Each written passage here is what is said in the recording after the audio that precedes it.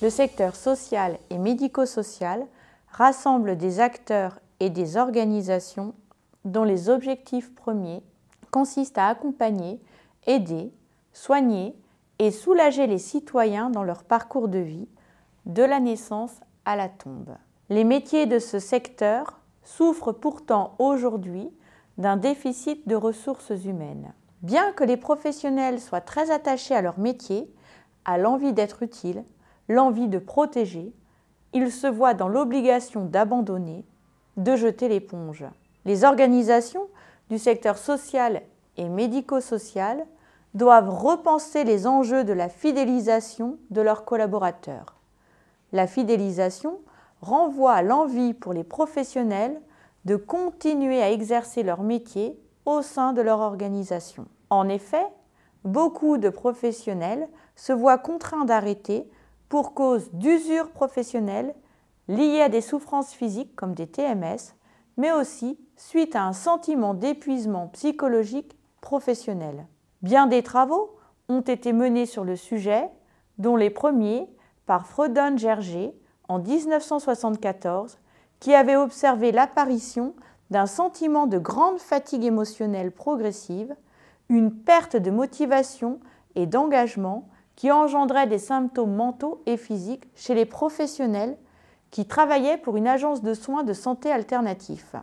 Maslach, en 1982, avait montré que la question du burn-out concernait de manière privilégiée les acteurs de l'éducation, des services sociaux, de la médecine, de la justice, de la santé mentale, de la religion et plus largement dans toutes les professions orientées sur l'attention portée aux autres. Un syndrome de détresse psychologique intense lié au travail se caractérise par 3 dimensions.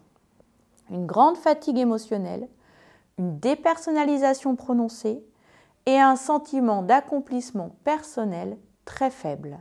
Nous avons conduit des travaux de recherche qui montrent, dans le secteur spécifique des EHPAD, que les professionnels éprouvent de l'ambivalence dans leur contrat psychologique, c'est-à-dire qu'ils parviennent à compenser leurs émotions négatives grâce à des sentiments positifs et que ce subtil équilibre constitue la clé pour eux de manière à préserver leur qualité de relation à l'emploi et à continuer à travailler pour le bien des autres. Il convient pour ces organisations du secteur social et médico-social de trouver des clés pour générer de la qualité de vie au travail grâce à de l'accompagnement dans les trajectoires professionnelles, en favorisant la mobilité horizontale avec les partenaires, mais aussi grâce à des leviers de formation.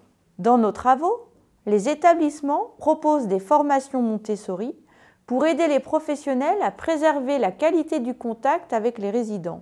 Nos travaux de recherche avaient également montré que les dirigeants et cadres de la santé subissent de réelles contraintes financières, puisque les financements par subvention diminuent au profit des appels à projets. Il existe également des contraintes structurelles, comme lorsque les locaux sont trop vétustes.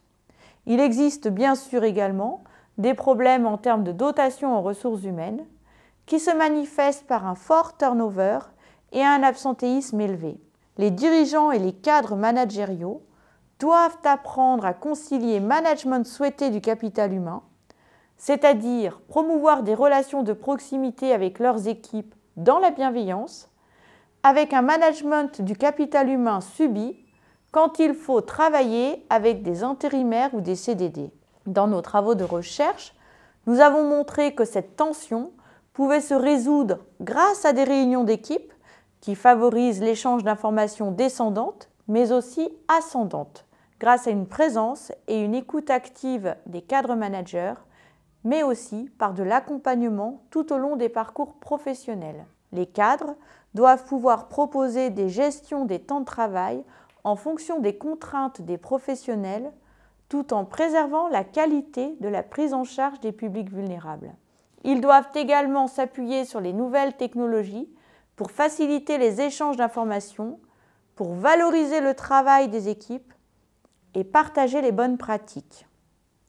Pour conclure, les enjeux de la fidélisation des professionnels du secteur social et médico-social sont essentiels pour notre société d'aujourd'hui, mais aussi pour construire notre futur. Il appartient de travailler conjointement entre professionnels et scientifiques pour détecter des clés d'amélioration des pratiques et renforcer l'attractivité de ces métiers en début de parcours, mais aussi tout au long des trajectoires de vie.